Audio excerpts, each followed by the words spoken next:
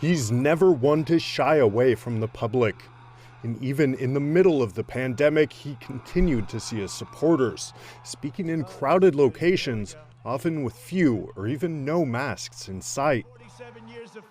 He held one such gathering in Middletown, Pennsylvania, the same day he nominated Judge Amy Coney Barrett to the Supreme Court. That was September 26th, 6 days before he tested positive. It wasn't all rallies. The next day, he held a press conference. Fake news. It's totally fake news. That was just 5 days from being diagnosed. September 28th, the president met with reporters in the Rose Garden. Then he invited journalists to see a new electric truck. This was 4 days before he tested positive. The 29th was the debate with Biden, where he mocked his rival for regularly wearing a mask. I don't wear masks like him. Every time you see him, he's got a mask. He could be speaking 200 feet away from it. He shows up with the biggest mask I've ever seen. Trump was now just 3 days from testing positive. The following day, 30th of September, Trump traveled to a private fundraising event in Minnesota. His senior aide, who later tested positive, Hope Hicks, flew with him in his helicopter.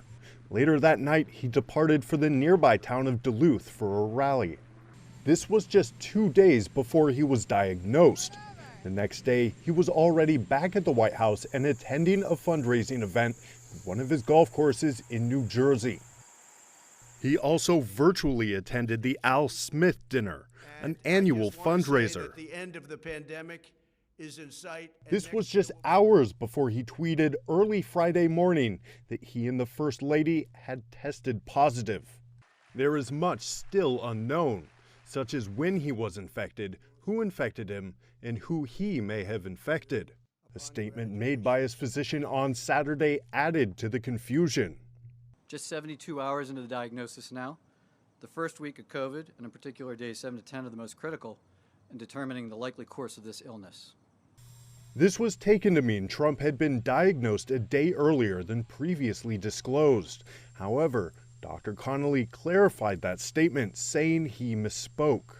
The president's condition aside, another question is whether this will have an impact on the White House's coronavirus response, and whether this infection struck a little too close to home. Timothy Ulrich, CGTN.